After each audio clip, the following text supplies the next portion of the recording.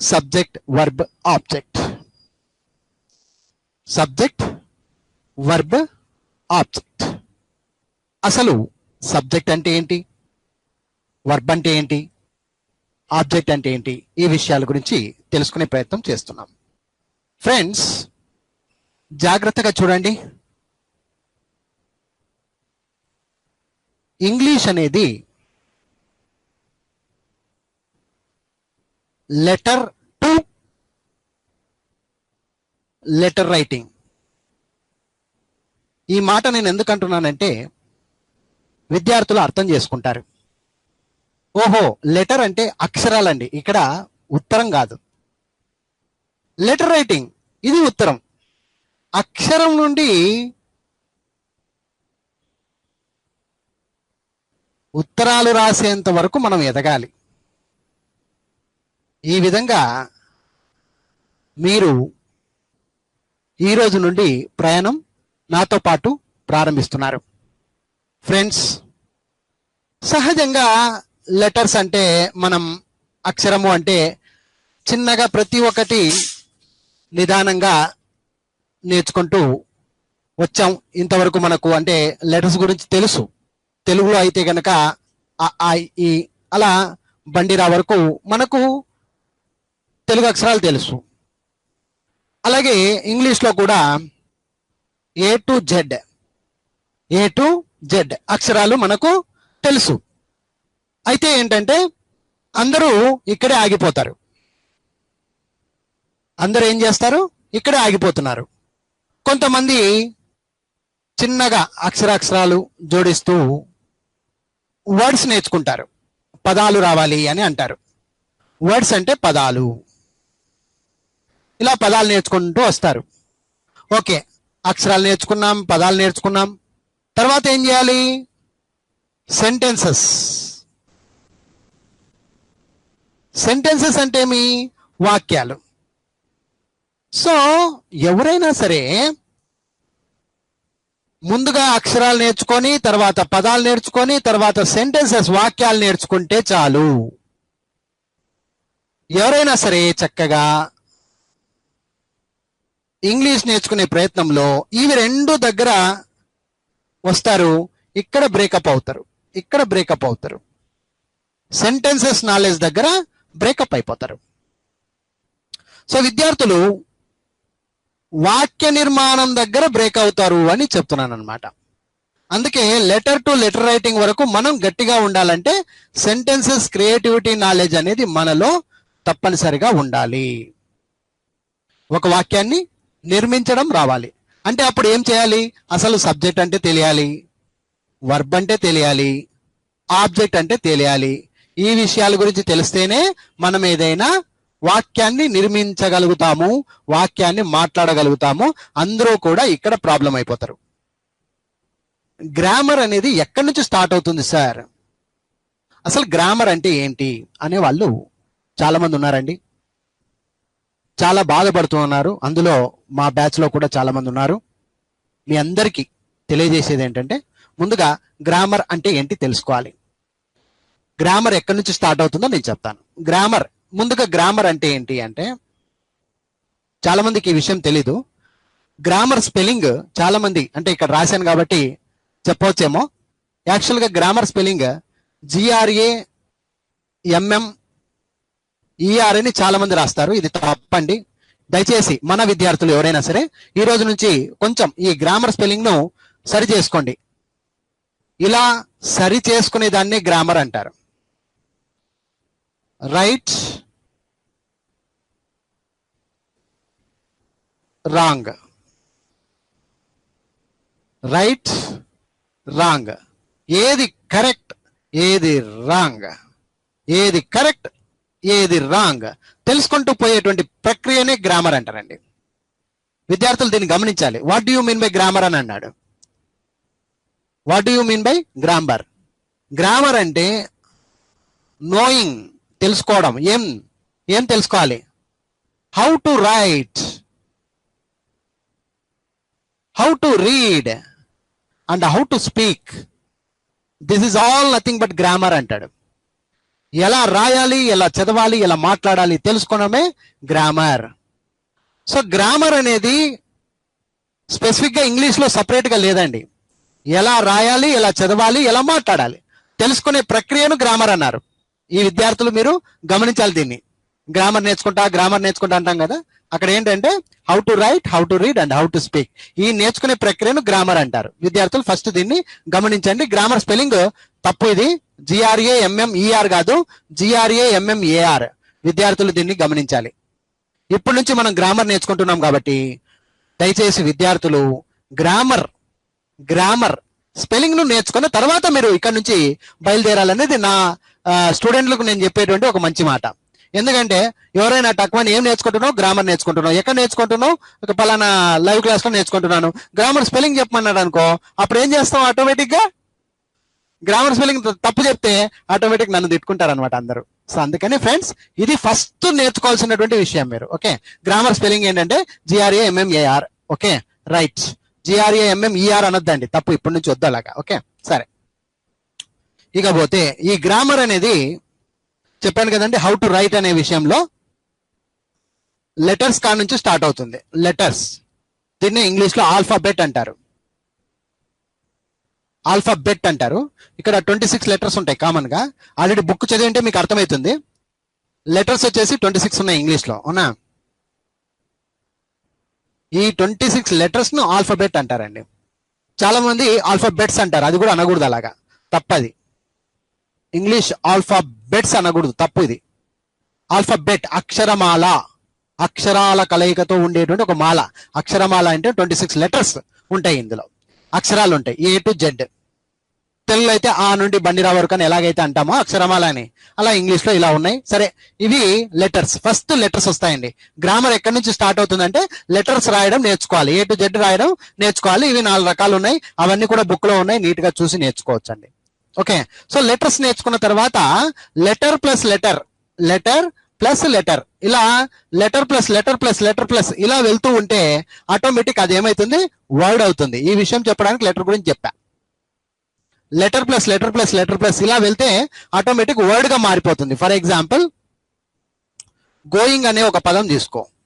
Going అంటే ఏంటంటే వెళ్ళుట, అవునా? వెళ్ళుట, going.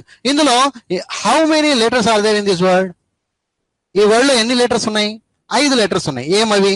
G plus O plus I plus N plus, ఈ విధంగా 5 అక్షరాల కలయికను మనము పదము అని చెప్పడం జరిగింది. అప్పుడు గోయింగ్ అయింది. అది గోయింగ్ అంటే వెళ్ళడము అవుతుంది. 5 అక్షరాల కలయిక ఇది. సో అర్థమైందా ఫ్రెండ్స్? ఒక వర్డ్ ఎలా ఏర్పడుతుంది? Group of some letters, group of some letters, then it becomes a word. Word అంటే పదము, వర్డ్ అంటే పదము. ఓకే, అర్థమైందా? అంటే అర్థమేమి, లెటర్ నేర్చుకొని 26 లెటర్స్ నేర్చుకుంటే ఆల్ 26 లెటర్స్ ను కలుపుతూ వస్తే ఆటోమేటిక్ వర్డ్ అయిపోయి కూర్చోయింది అనమాట. వర్డ్ వర్డ్ వర్డ్ వర్డ్ కలుస్తాయి. నెక్స్ట్ ఇదైన తర్వాత next word word word word. జాగ్రత్తగా చూడండి, word plus word plus word, ఇలా వర్డ్స్ అన్ని కలుస్తూ వస్తాయి. ఉదాహరణకు I plus yam plus going plus to plus school అన్నాడు. సో ఇంత పెద్ద 5, 1 2 3 4 5, 1 2 3 4 5 words, it became a sentence. ఒక వాక్యం అయింది అనమాట. వాక్యం ఎలా అయింది? 5 పదాల కలయిక. 5 పదాలు, 10 పదాలు కావచ్చు, 20 పదాలు కావచ్చు అండి, అది మనకు సంబంధం లేదు. పదాల కలయికను వాక్యము అంటాం. పదాల కలయికను వాక్యము, అది మనకి ఇంపార్టెంట్. Sentence important. ఈ సెంటెన్స్ లో ఏ పదం తర్వాత ఏ పదాన్ని ఎలా పెట్టాలి, ఏ పదాన్ని ఉపయోగించాలి అని నేర్చుకోవడంలోనే గ్రామర్ క్లియర్ కట్ గా అర్థమైపోతుంది. గ్రామర్ మనం క్లియర్ కట్ గా అర్థం చేసుకోవాలంటే ఫస్ట్ ఆఫ్ ఆల్ వర్డ్స్ మీద పట్టు ఉండాలి. అందుకే వర్డ్స్ నేర్చుకోండి. వర్డ్స్ ఎప్పుడైతే వస్తాయో మనకు ఆటోమేటిక్ ఇంగ్లీష్ లో చక్కగా మాట్లాడగలుగుతాం. వర్డ్స్ గురించి చెప్పండి అనే వాళ్ళు కొంతమంది ఉండొచ్చు మన గ్రూప్ లోనే. వర్డ్స్ గురించి చెప్పండి సార్ కొంచెం అర్థమయ్యేటట్టుగా అంటే, చూడండి, ఒక మనిషికి మ్యాన్, ఒక మనిషికి పవర్ఫుల్ నాలెడ్జ్ రావాలంటే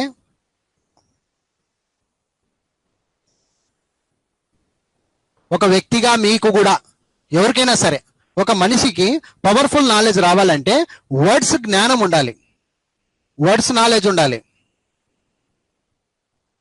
వర్డ్స్ వొకాబులరీ అంటారు దీన్నే. వొకాబులరీ అంటే ఏంటండి? మీనింగ్స్. సార్ మరి ఈ వర్డ్స్ అని మాకు ఎక్కడ లభిస్తాయి అంటే మన బుక్స్ ప్యాక్ లో 1224 నౌన్స్, ప్రొనౌన్స్ ఒక 50 ఉన్నాయి, వర్బ్స్ 2008 ఉన్నాయి, అడ్జెక్టివ్స్ ఉన్నాయి, అడ్వర్బ్స్ ఉన్నాయి, అలాగే 800 క్రాస్లో అడ్జెక్టివ్స్ ఉన్నాయి, ప్రిపోజిషన్స్ ఒక 100 ఉన్నాయి, 100 ప్రిపోజిషన్స్ విత్ తెలుగు మీనింగ్స్ ఉన్నాయి. ఇవన్నీ కూడా బై హార్ట్ చేయాలి మీరు. ఇవన్నీ కూడా చెప్పేవి కాదండి, ఎవ్రీడే మీరు ఆల్రెడీ వీడియోస్ ఉన్నాయి మన వెబ్సైట్ లో కనుక మీరు చూసినట్లయితే వీడియోస్ చక్కగా ఉన్నాయి. ఇవన్నీ కూడా మీరు బై హార్ట్ చేస్తే, ఇవన్నీ కూడా ఎవ్రీడే వీడియోలు చూస్తే కనుక you can get a sufficient knowledge about vocabulary.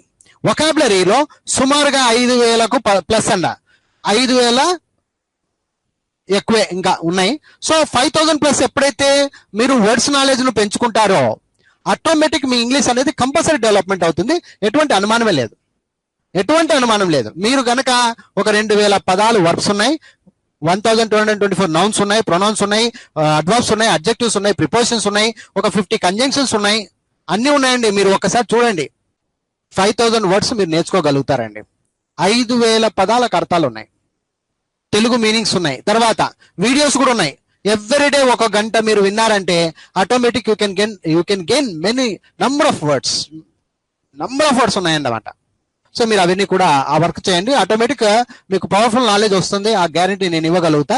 ఇప్పుడే మన వెబ్సైట్ లోకి వెళ్తే కూడా మీకు దొరుకుతాయండి. సరే, after the class please go to our website, there you can see number of vocabulary meanings. Okay, సరే ఫ్రెండ్స్, జాగ్రత్తగా చూడండి. ఇప్పుడు మీకు వర్డ్స్ అంటే అర్థమైంది కదండి. వర్డ్స్ వల్ల మనకి ఏం లాభం అంటే ఈ విధంగా లాభం ఉంటుందండి. ఓకే, సరే, ఇప్పుడు సెంటెన్స్కి వద్దాం. ఇక్కడ నుంచి స్టార్ట్ అవుతుందండి. సో సెంటెన్స్ అంటే ఏంటి, అసలు సెంటెన్స్ వల్ల మనకి ఏంటి లాభం ఏంటి అనే వాళ్ళు ఇప్పటి నుంచి జాగ్రత్తగా చూడండి. సహజంగా సబ్జెక్ట్, వర్బ్, ఆబ్జెక్ట్.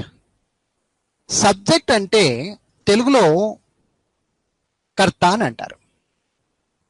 వర్బ్ అంటే క్రియ, మనం చేసేటువంటి పని. ఆబ్జెక్ట్ అంటే కర్మ. ఇక్కడ విద్యార్థులు గమనించాల్సిన విషయం ఏంటంటే మన ఇండియన్ లాంగ్వేజెస్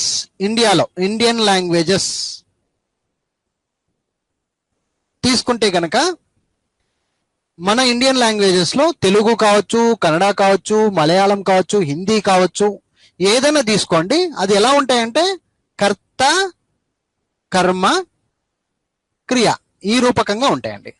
కర్త, కర్మ, క్రియ ఇలా ఉంటాయి. కానీ ఇంగ్లీషు భాషకు వస్తే కనుక కర్త సబ్జెక్ట్ ముందుగానే ఉంటుంది, ఇక్కడేం ప్రాబ్లం రాదు. క్రియ అనేది ఇటుపక్క వచ్చి కర్మ ఇటుపక్క పోతుందండి. That's the difference between our Indian languages and hour international global language English. మన లాంగ్వేజ్ కి ఇంగ్లీష్ లాంగ్వేజ్ కి తేడా ఏంటంటే అదే. జనరల్ గా ఇంగ్లీష్ కూడా అలాగే ఉండంటే మనకి బాధ ఉండేది కాదు, తొందరగా నేర్చుకునే వాళ్ళం. కానీ ఏమైపోయింది, మన భాషకు ఇంగ్లీష్ భాషకు చాలా తేడా ఉందన్నమాట. అందుకు సఫర్ అయిపోతున్నాం మనం. అర్థమైందా ఫ్రెండ్స్? సఫర్ అయిపోతున్నాం. కాబట్టి విద్యార్థులు ఇక్కడ గమనించాల్సిన విషయం ఏంటంటే తెలుగులో అయితే అంటే మనం తెలుగులో మాట్లాడుతున్నాం కాబట్టి తెలుగు అని మాట్లాడుతున్నాను నేను. ఒకవేళ కన్నడ కావచ్చు, హిందీ కావచ్చు, ఏదైనా లాంగ్వేజ్ తీసుకోండి, కర్త, కర్మ, క్రియలు మనకు తెలియకపోయినా మనం హ్యాపీగా మాట్లాడేస్తూ ఉన్నాం. కానీ ఇంగ్లీషులో పోయేసరికి సబ్జెక్ట్ ప్లస్ వర్బ్ రాయాలి, వర్బ్ మనం యూజ్ చేయాలి, తర్వాత క్రియ అంటే తెలుగులో అయితే క్రియ, తర్వాత ఆబ్జెక్ట్ రూపకంగా మనం ఇంగ్లీష్లో వాడతాం. కానీ తెలుగులో అయితే చూడండి, కర్త, కర్మ, క్రియ, కర్మ తర్వాత క్రియ వస్తుంది. సో ఈ విధంగా ఒక కన్ఫ్యూజ్ ఉంది కాబట్టి చాలా మందికి ఈ విషయం గురించి తొందరగా అర్థం కావట్లేదు ఇంగ్లీష్లో. సెంటెన్స్ స్ట్రక్చర్ సెట్ చేసేటప్పుడు ఉన్నది ఉన్నట్టుగా చేయడానికి ప్రయత్నిస్తారు. ఉన్నది ఉన్నట్టుగా తయారు చేయడానికి వెళ్తే ఎలా ఉంటుందో ఒకసారి జాగ్రత్తగా చూడండి. ఉన్నది ఉన్నట్టుగా తయారు చేయడానికి వెళ్తే ఇంగ్లీషు భాష ఎలా ఉంటుందో చూడండి. అక్కడ మనం చాలా తప్పులు చేస్తూ ఉంటాం. ఉదాహరణకు నేను ఇడ్లీ తిన్నాను. తెలుగులో ఎంత బాగా ఎంచక్క మాట్లాడేస్తాం మనం. నేను ఇడ్లీ తిన్నాను. 1 2 3 కర్త కర్మ క్రియ. ఇది తెలుగు. ఇది ఓకే, నో ప్రాబ్లం. ఇక్కడ మనకి ఏం ప్రాబ్లం లేదు, నేను ఇడ్లీ తిన్నాను అని. ఇంగ్లీష్లోకి వెళ్ళేసరికి ఇక్కడ ప్రాబ్లం వచ్చేస్తుంది.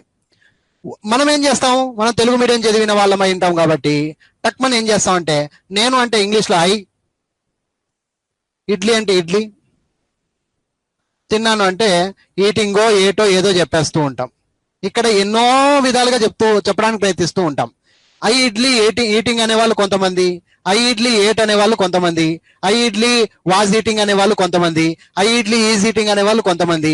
ఇలా మనం చేసే తప్పులన్నీ ఎక్కడున్నాయంటే ఈ చేంజింగ్స్ అనేది మనకు తెలియక, సెంటెన్స్ స్ట్రక్చర్ అనేది ఎలా ఉంటుందో అర్థం కాక చాలా మంది తప్పులు చేస్తూ ఉంటారు. అర్థమైందా ఫ్రెండ్స్?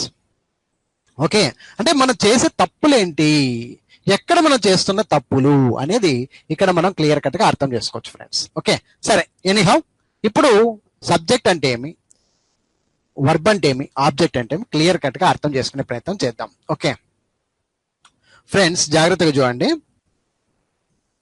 సబ్జెక్టు పార్ట్ లో ఎక్కువ శాతం 90% ఉపయోగించేది 90% నౌన్స్ కానీ ప్రొనౌన్స్ కానీ, నౌన్స్ కానీ ప్రొనౌన్స్ కానీ ఉపయోగపడతాయి.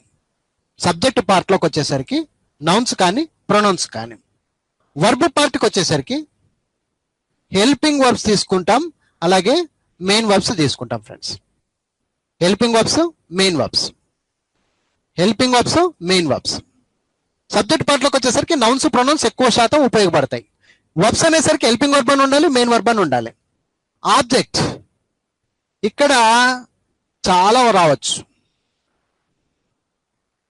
అడ్జెక్టివ్ రావచ్చు, అడ్వర్బ్ రావచ్చు, ఒక ప్రిపోజిషన్ రావచ్చు, లేదా కంజంక్షన్ రావచ్చు, ఏదైనా రావచ్చు, లేదా ఇంకొక నౌన్ రావచ్చు, ఇంకొక ప్రొనౌన్ కూడా రావచ్చు.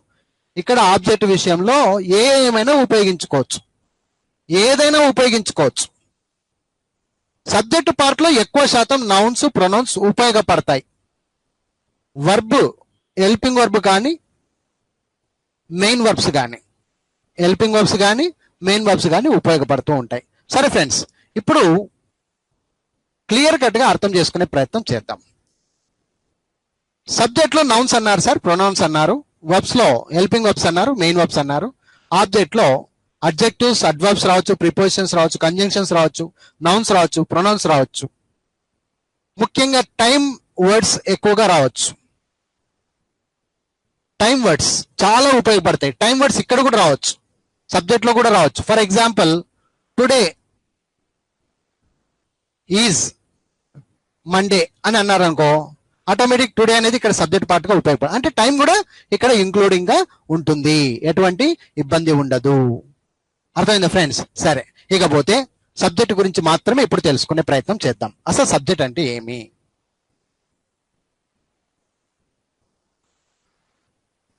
జాగ్రత్తగా చూడండి. సబ్జెక్ట్ అంటే సబ్జెక్ట్ ఆఫ్ ది సెంటెన్స్ అంటారు కదా. సబ్జెక్ట్ ఆఫ్ ది సెంటెన్స్ లో ఎవరి గురించి మనం ప్రస్తావించి మాట్లాడుతూ ఉన్నామో అదే సబ్జెక్ట్ పార్ట్. ఎవరి గురించి మాట్లాడుతున్నాం? ఉదాహరణకు రవి సినిమాకు వెళ్ళాడు అని ఉంది. రవి అనేది ఇక్కడ సబ్జెక్ట్ పార్ట్. ఎందుకు?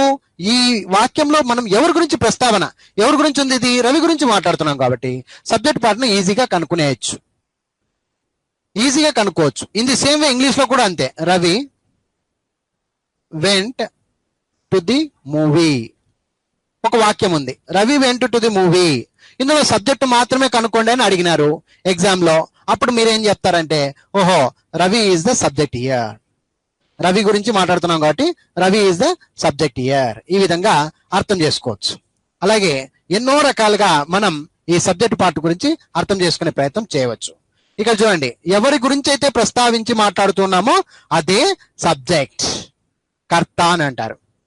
సబ్జెక్ట్ అంటే ఏమి? కర్త. ఒక ఎగ్జాంపుల్ తీసుకోండి.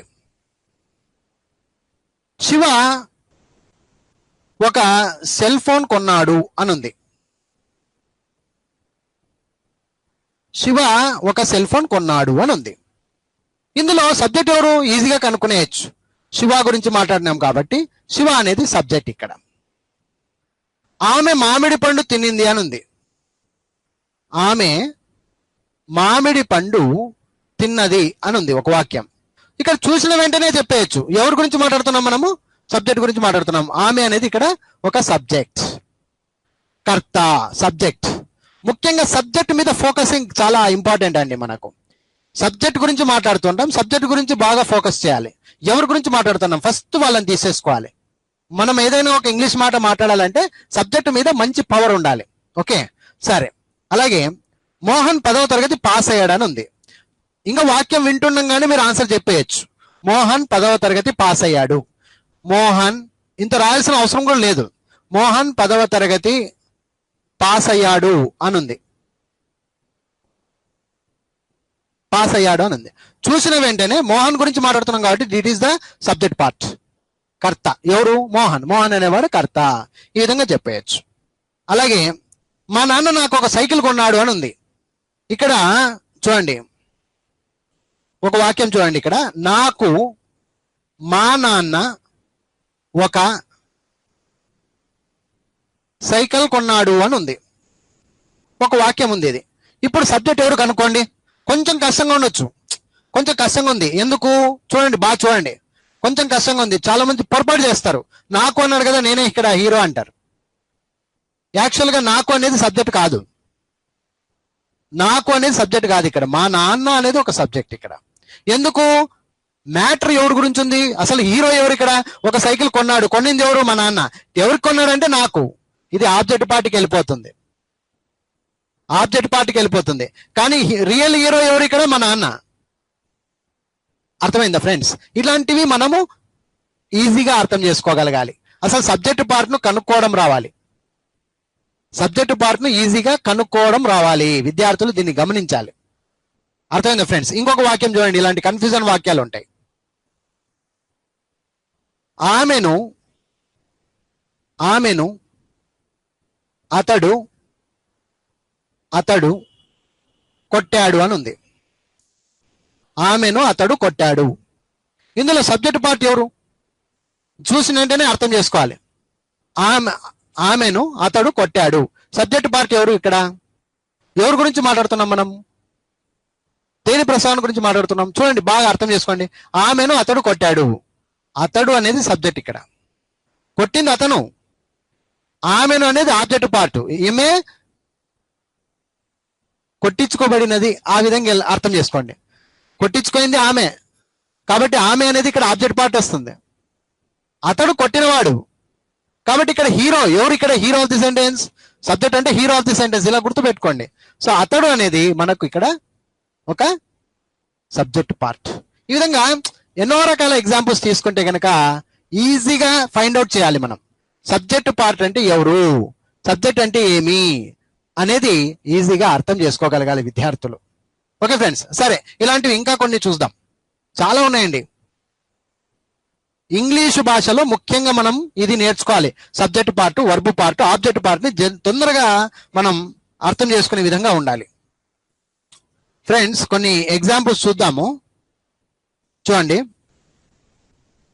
ముందుగా తెలుగులో చూడండి. శరత్ డిగ్రీ రాస్తున్నాడు లేదా డిగ్రీ పరీక్షలు రాస్తున్నాడు అని చెప్పండి.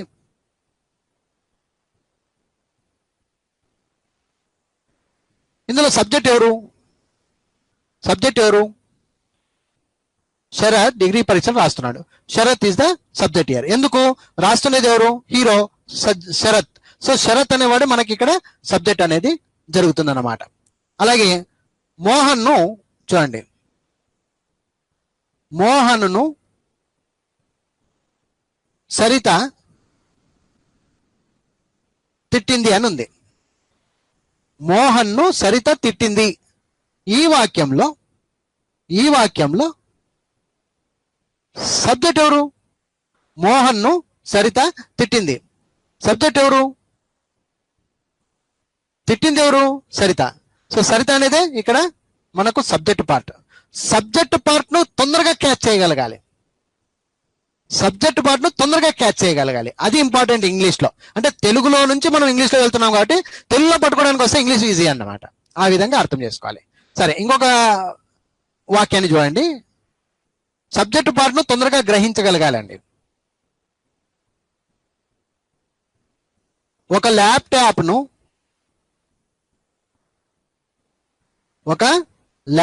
ను మా తమ్ముడు అమ్మాడు. ఓకే, ఇక్కడ చూడండి. ఒక ల్యాప్టాప్ ను మా తమ్ముడు అమ్మాడు. ఈ వాక్యంలో సబ్జెక్ట్ పార్ట్ ఎవరు? Who is the subject here?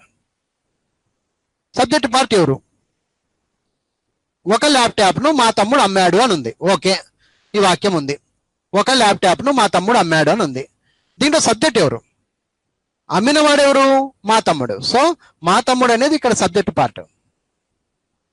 చాలా మంది పొరపాటు అవుతారు, ఒక ల్యాప్టాప్ అనేది పోతారు.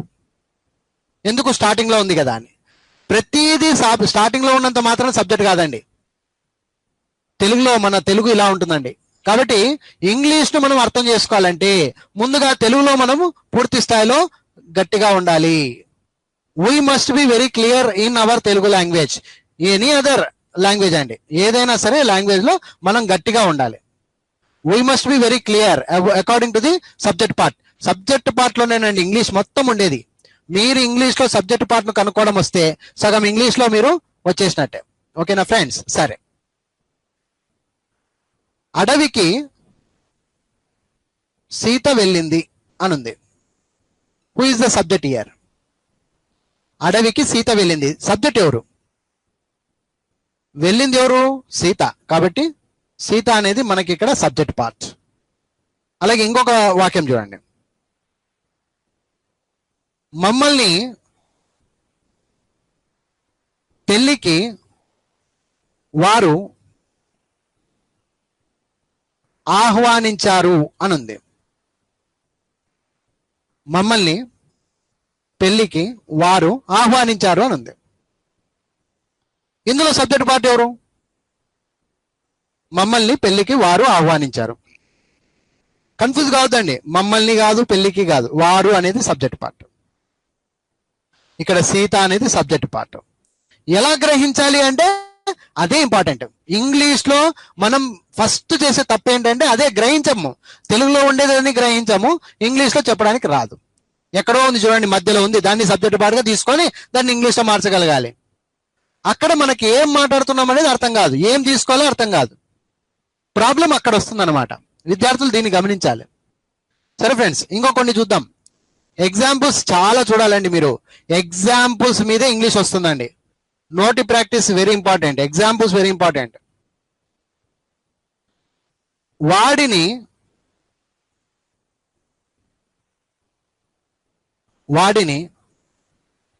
వాళ్ళ నాన్న పిలిచాడు అనుంది. వాడిని వాళ్ళ నాన్న పిలిచాడు. సో ఇక్కడ మీరు గమనిస్తే వాడిని కాదు, చాలా మంది హీ అనేస్తూ ఉంటారు. తప్పు. ఫస్ట్ ఇది కాదు, వాళ్ళ నాన్న అనేది సబ్జెక్ట్. సబ్జెక్ట్ పార్ట్ ఇక్కడ వాళ్ళ నాన్న. సో ఇక్కడ మీరు గమనిస్తే సబ్జెక్ట్ పార్ట్ నాన్న కూడా కాదు, మళ్ళీ వాళ్ళ నాన్న అనేది సబ్జెక్ట్ పార్ట్. చాలా మంది అక్కడ కూడా పొరపాటు అవుతారు. ఏమండి, నాన్నే కదా అంటారు. ఎవరు నాన్న? వాళ్ళ నాన్న. వాడిని వాళ్ళ నాన్న పిలిచాడు. సో ఇక్కడ ఇంగ్లీష్ లో మార్చేటప్పుడు తర్వాత చూసుకుందాం. వాళ్ళ నాన్న అంటే దేర్ ఫాదర్ అని వస్తుంది, లేదా హిజ్ ఫాదర్ అని వస్తుంది. అర్థమైందా ఫ్రెండ్స్? సో వాడిని వాళ్ళ నాన్న పిలిచాడు అని ఉన్నప్పుడు సబ్జెక్ట్ పార్ట్ మనం కనుక్కొనేకి రావాలి. అది వెరీ ఇంపార్టెంట్. ఇంగ్లీష్ అంటే దాన్ని అండి. ఇంగ్లీష్ లో మనం తప్పులు చేయకుండా ఉండాలంటే ఫస్ట్ సబ్జెక్టు పై పూర్తి అవగాహన ఉండాలి. అర్థమైందా ఫ్రెండ్స్? సరే, సబ్జెక్ట్ పార్ట్ ఈ విధంగా ఉంటుందండి. విద్యార్థులు దీన్ని గమనించాలి. ఇకపోతే సబ్జెక్ట్ అంటే అర్థమైంది అనుకుంటున్నాను. ఇప్పుడు కొన్ని ఇంగ్లీష్ అడుగుతాను, చూడండి. Sharath is writing degree exams అని ఉంది. ఇందులో సబ్జెక్ట్ పార్ట్ ఎవరు? శరత్. ఇక్కడ ఈజీ, చాలా ఈజీ, జాగ్రత్తగా చూడండి. ఇంగ్లీష్లో చాలా ఈజీ, తెలుగే కష్టం. English is very easy, Telugu కష్టం. Sharath is writing degree exam. Okay, subject part Sharath is writing verb, క్రియ, పని చేస్తున్నాడు. ఇక్కడ ఏ పనినైనా మనము క్రియ అనుకుంటాం. డిగ్రీ ఎగ్జామ్స్ అని ఉంది. మిగిలింది ఏదైనా సరే కర్మ అండి. ఆబ్జెక్ట్ పార్ట్, ఇది షార్ట్ కట్, ఇదే షార్ట్ కట్. ఇంగ్లీష్ నుండి తెలుగులో రావచ్చు, ఈజీగా అర్థమైపోతుంది. తెలుగులో నుంచి ఇంగ్లీష్లో పోవడమే కష్టం. సబ్జెక్టు వర్బు, ఎప్పుడైతే సబ్జెక్టు వర్బును మనం కనుక్కోవడం వచ్చేస్తుందో ఆటోమేటిక్ మిగిలినదంతా కూడా మీరు ఆబ్జెక్ట్లో వెళ్ళేసుకోవచ్చు. చాలా ఈజీ అండి, పెద్ద కష్టమే కాదు, చాలా ఈజీ. ఫస్ట్ సబ్జెక్ట్ పార్ట్ను కనుక్కొనేసి తర్వాత వర్బ్ పార్ట్ను, తర్వాత ఆబ్జెక్ట్ పార్ట్, మిగిలిందంతా ఆబ్జెక్ట్ పార్ట్కి వెళ్ళిపోతుంది అనమాట. ఈ విధంగా విద్యార్థులు గమనించాలి, అర్థం చేసుకోవాలి. సరే, ఇంకొకటి చూడండి, మీరే ఈజీగా చెప్పేస్తారు. తెలుగు అయితే కష్టం కానీ ఇంగ్లీష్ చాలా ఈజీ అండి.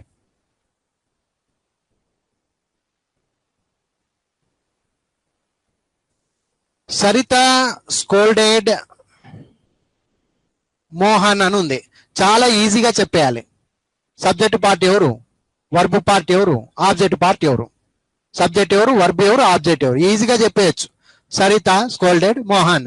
సరిత సబ్జెక్ట్, స్కోల్డెడ్ వర్బ్ క్రియ పని, సబ్జెక్ట్ కర్త అని. మిగిలింది ఎవరు? మిగిలిన పార్ట్ అంతా కూడా ఆబ్జెక్ట్ కిందకి వేసేసేయండి. మోహన్ ఆబ్జెక్ట్. ఇక్కడ అర్థం చేసుకోవాల్సింది ఏంటంటే సబ్జెక్ట్ పార్ట్ అంటే కర్త, ఎవరి గురించి మాట్లాడుతున్నామో వాళ్ళు సబ్జెక్ట్, ఎవరి గురించి మాట్లాడుతున్నామో వాళ్ళే సబ్జెక్ట్. పని ఏమి చేశాడు? క్రియ, ఈజీగా కనుక్కోవచ్చు. పని ఏం చేశాడు? క్రియ. Scolded, ate, drank, is going, was going, ఏదైనా ఉండని పని క్రియ. ఇకపోతే ఏమి, ఎక్కడ, ఏమి, ఎక్కడ, ఎలా, ఎప్పుడు, ఎందుకు, ఇలాంటి వచ్చేటువంటి ఆన్సర్స్ ఏవైతే ఉంటాయో అవన్నీ కూడా ఆబ్జెక్ట్ కిందకి వేసేసుకోండి.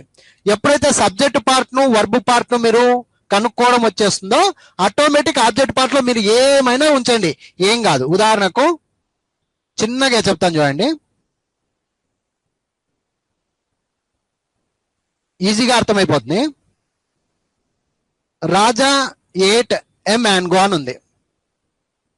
ఇప్పుడు చూసిన వెంటనే సబ్జెక్ట్ పార్ట్ ఏది దీంట్లో అంటే రాజా, ఇది సబ్జెక్ట్. ఎందుకు సబ్జెక్ట్? ఇది ఎవరి గురించి మాట్లాడాం? రాజా గురించి మాట్లాడాం, సబ్జెక్ట్ పార్ట్. ఏట్ క్రియ వర్బ్, ఈజీగా చెప్పేయచ్చు.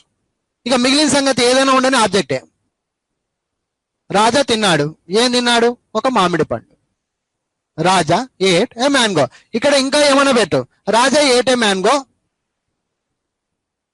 In the school. చూడండి ఇక్కడ ఆబ్జెక్టే. రాజా ఏట్ ఏ మ్యాంగో ఎక్కడ తిన్నాడు? ఇన్ ద స్కూల్, లేదా in the garden, in the ground, in the ground. Raja ate a mango under the tree. Raja ate a mango near the temple. Raja ate a mango on the top of the house. Raja స్కూల్లో తిన్నాడంట మామిడికాయ. ఇక్కడ రాజా subject అలాగే ఉంది, verb అలాగే ఉంది. Object లో మీరు ఇష్టం వచ్చింది రాసుకుంటూ వెళ్ళిపోతున్నారు. సో ఇక్కడ అర్థం చేసుకోవాల్సింది ఏంటంటే మనము ఎక్కువ శాతం ఇంగ్లీష్ అంతా కూడా ఆబ్జెక్ట్ పార్ట్ లో ఎవరైతే డెవలప్మెంట్ చేయడానికి నేర్చుకుంటారో ఆటోమేటిక్ కర్మ గురించి నాలెడ్జ్ ఎవరికైతే ఉంటుందో వాళ్ళకి ఇంగ్లీష్ సగం ఇంగ్లీష్ వచ్చేస్తుందండి. ఇకపోతే వర్బ్స్, క్రియలు అంటే పనులు, మనం చేసే పనుల గురించి చెప్పడమే క్రియ. ఇందులో ఉంటే హెల్పింగ్ వర్బ్ ఉంటుంది లేదా మెయిన్ వర్బ్ ఉంటుంది, ఈజీగా చెప్పేయచ్చు. ఇకపోతే సబ్జెక్ట్ ఎవరి గురించి మాట్లాడుతున్నావు? రాజా గురించి మాట్లాడుతున్నావు, సీన గురించి మాట్లాడుతున్నావు, ఎవరి గురించి అయితే ప్రస్తావించి మాట్లాడుతున్నావో వాళ్ళు సబ్జెక్ట్ పార్ట్. ఈ విధంగా అర్థం చేసుకుంటే subject easy, verb easy, object easy. Subject అంటే ఏమి, వర్బ్ అంటే ఏమి, ఆబ్జెక్ట్ అంటే ఏమి, ఈజీగా అర్థమైపోతుందండి. ఓకే, సరే ఫ్రెండ్స్, జాగ్రత్తగా చూడండి. ఇంకా కొన్ని ఎగ్జాంపుల్స్ తీసుకుందాము. ఇంగ్లీష్ రావాలంటే ముఖ్యంగా ఆబ్జెక్ట్ పై ఎవరికైతే మంచి నాలెడ్జ్ ఉంటుందో, ఎవరైతే తొందరగా ఆబ్జెక్ట్ ను పట్టుకోగలుగుతారో వారికి ఇంగ్లీష్ వద్దన్నా వస్తుంది. ఇది విద్యార్థులు గమనించాలి. ఇంకొక ఎగ్జాంపుల్ తీసుకోండి. రవి చిరంజీవి సినిమాకి వెళ్ళాడు అని ఉంది. ఇది తెలుగు. ఇది రవి చిరంజీవి సినిమాకు వెళ్ళాడు. ఇక్కడ చూడండి, గమనించండి. సబ్జెక్ట్ ఎవరు, వర్బ్ ఎవరు, ఆబ్జెక్ట్ ఎవరు? తెలుగులో కనుక్కోవడమే కొంచెం కష్టం. ఎవరి గురించి మాట్లాడడం? ఇక్కడ చిరంజీవి అంటే చాలా మంది ఏమంటారు అంటే చిరంజీవి సబ్జెక్ట్ సార్ అంటారు. ఎందుకు అంటే చిరంజీవి అంటే ఇష్టం కాబట్టి. ఇష్టం ఉంటే సరిపోదండి. ఇక్కడ మీరు అర్థం చేసుకోవాల్సింది ఏంటంటే ఎవరు వెళ్ళింది? రవి వెళ్ళింది కాబట్టి సబ్జెక్ట్ పార్ట్ రవి. వెళ్ళాడు పని, క్రియ ఇక్కడ ఉంది. మిగిలిందంతా ఏదైనా ఉంటే అది ఆబ్జెక్ట్ కిందకి వస్తుందండి. ఇలా ఆబ్జెక్ట్ గురించి మీరు అర్థం చేసుకోవాలి. Subject, verb, object. ఇది తెలుగు ఇలా ఉంది, కానీ ఇంగ్లీష్లో అలా ఉండదు. ఫస్ట్ రవి ఇలా ఉంటుంది, ఇవి రెండు కలుస్తాయి. ఫస్ట్ రవి, వెంట్, ఇవి రెండు అయిపోయిన తర్వాత ఎక్కడికి, ఏం కథ, ఎలా, ఏం కథ, ఇవన్నీ కూడా తర్వాత రాసుకోవచ్చు. Ravi went to Chiranjeevi movie. ఎక్కడ? ఇన్ హైదరాబాద్.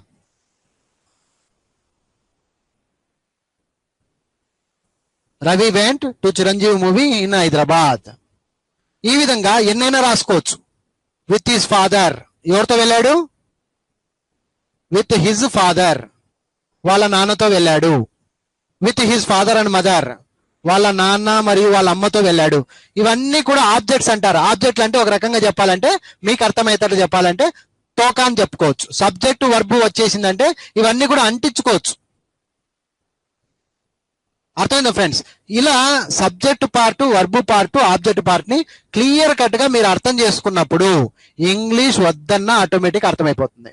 మీకు ఎప్పుడైతే సబ్జెక్ట్ తెలీదో, వర్బు తెలీదో, ఆబ్జెక్ట్ తెలీదో, ఏదైన తర్వాత ఏం చెప్పాలి అని అర్థం కాకపోతే ఆటోమేటిక్ బ్రేక్ అయిపోతారు అనమాట. సో ఇలా సెంటెన్స్ స్ట్రక్చర్ అంటే ఏమి అంటే, ఒక సెంటెన్స్ స్ట్రక్చర్ ఎలా ఉంటుంది అంటే subject plus verb plus object రూపకంగా ఉంటుంది. ముందుగా మీరు అర్థం చేసుకోవాల్సింది, సబ్జెక్ట్ అంటే నౌన్స్ ప్లస్ ప్రొనౌన్స్ ఎక్కువగా వస్తాయి కాబట్టి వీటి మీద పట్టు పెంచుకోవాలి. వర్బ్ అంటే హెల్పింగ్ వర్బ్, మెయిన్ వర్బుల గురించి ముఖ్యంగా తెలుసుకోవాలి. ఆబ్జెక్ట్, ఇక్కడ మీరు అడ్వర్బ్స్ రావచ్చు, అడ్జెక్టివ్స్ రావచ్చు, ప్రిపోజిషన్స్ రావచ్చు, కంజంక్షన్స్ రావచ్చు, మళ్ళీ నౌన్స్ రావచ్చు, మళ్ళీ ప్రొనౌన్స్ రావచ్చు. ఇది వెరీ ఇంపార్టెంట్. ఇది ఎవరికైతే దీనిపై పట్టు వస్తుందో ఆటోమేటిక్ ఇంగ్లీష్ వద్దన్నా పరిగెత్తుకుంటూ వస్తుంది. మీరు దీని మీద పట్టు సాధించాలంటే మా ముందు క్లాసులు క్లియర్ కట్ గా ప్రతిదీ ఫాలో అప్ అవ్వాలి. ఇది జస్ట్ ఇంట్రొడక్షన్ అంతే, జస్ట్ క్లాస్ తీసుకున్న అంతే. సబ్జెక్ట్, వర్బ్, ఆబ్జెక్ట్ అంటే ఏమి, సబ్జెక్ట్ లో ఏమేమి ఉంటాయి, వర్బ్ లో ఏమేమి ఉంటాయి, ఆబ్జెక్ట్ లో ఏమేమి ఉంటాయి తెలుసుకోవాలంటే దాన్నే మన వాళ్ళు గ్రామర్ లో పార్ట్స్ ఆఫ్ స్పీచ్ అని డైరెక్ట్ గా పేరు పెట్టేశారు. డైరెక్ట్ గా ఈ సామెత ఉంటుంది కాబట్టి ఏమండి, ఇలా సబ్జెక్ట్ అంటే నౌన్ ఉంటుంది, ప్రొనౌన్ ఉంటుంది, వర్బ్ అంటే హెల్పింగ్ వర్బ్ ఉంటుంది, మెయిన్ వర్బ్ ఉంటుంది, ఆబ్జెక్ట్ అంటే అడ్జెక్టివ్స్ ఉంటాయి, అడ్వర్బ్స్ ఉంటాయి, ప్రిపోజిషన్స్, ఇవన్నీ కూడా కలబోసినటువంటి ఒక కాన్సెప్ట్ పేరే పార్ట్స్ ఆఫ్ స్పీచ్ అని ఫస్ట్ రోజు దీన్ని ఎత్తుకుంటారనమాట. ఫస్ట్ రోజే ఎవరైనా గ్రామర్ టీచర్లు, పెద్దవాళ్ళు, గౌరవనీయులు ఎవరైనా ఉంటే కనుక వాళ్ళు తీసుకునే ఫస్ట్ క్లాస్ పేరు పార్ట్స్ ఆఫ్ స్పీచ్. డైరెక్ట్ గా పార్ట్స్ ఆఫ్ స్పీచ్ చెప్తే ఎవరికి అర్థమవుతుంది? What is the use of direct learning parts of speech? Babu, parts of speech అంటే ఇది. పార్ట్స్ ఆఫ్ స్పీచ్ లో ముందుగా నౌన్ వస్తుంది, ప్రొనౌన్ వస్తుంది, హెల్పింగ్ వర్బ్ ఉంటుంది, మెయిన్ వర్బ్ ఉంటుంది, అడ్జెక్టివ్ ఉంటుంది, అడ్వర్బ్ ఉంటుంది, ప్రిపోజిషన్ ఉంటుంది, కంజంక్షన్ ఉంటుంది, నౌన్స్ ఉంటుంది. ఇవన్నింటినీ ఉపయోగించడానికి సబ్జెక్ట్, వర్బ్, ఆబ్జెక్ట్ నేర్చుకోండి. సబ్జెక్ట్ అంటే ఏం తెలియదు, వర్బ్ అంటే ఏం తెలియదు, ఆబ్జెక్ట్ అంటే ఏం తెలియదు, డైరెక్ట్ గా నేను పార్ట్స్ ఆఫ్ స్పీచ్ నేర్పిస్తానన్నా తప్పే. దానికంటే ముందు మీరు నేర్చుకోవాల్సింది అసలు సబ్జెక్ట్ అంటే ఎవరు, వర్బ్ అంటే ఏమి, ఆబ్జెక్ట్ అంటే ఏమి, సబ్జెక్ట్ లో ఏమేమి విషయాలు ఉంటాయి, ఆబ్జెక్ట్ లో ఏమేమి విషయాలు ఉంటాయి, వర్బ్ లో ఆబ్జెక్ట్ విషయాలు ఏమేమి ఉంటాయి. ఇకపోతే నీకు సబ్జెక్ట్ పట్టుకోవడానికి వస్తుందా, వర్బ్ పట్టుకోవడానికి వస్తుందా, ఆబ్జెక్ట్ పట్టుకోవడానికి వస్తుందా, ఏది సబ్జెక్ట్ ఏది వర్బ్ ఏది ఆబ్జెక్ట్ తెలియకోకుండా ఈ రోజు నువ్వు ఇంగ్లీష్ ఎట్లా మాట్లాడగలుగుతావు, ఒక ఫ్రేమ్ అప్ ఎలా చేయగలుగుతావు, ఒక సెంటెన్స్ స్ట్రక్చర్ ఎలా సెట్ చేయగలుగుతావు? అర్థమైందా friends? So first of all ఇది సుత్తి క్లాసే, నేనే చెప్తున్నా, కానీ పవర్ఫుల్ క్లాస్. ఈజీగా మీరు అర్థం చేసుకుంటే కనుక it is a powerful class. If you not understand or if you could not understand it is a waste class.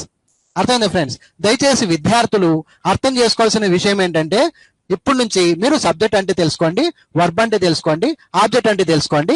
ఈ రోజు just introduction about this subject, verb, object. Next నేను రేపు సబ్జెక్ట్ గురించి, కేవలం సబ్జెక్ట్ గురించి మాత్రమే చెప్తా.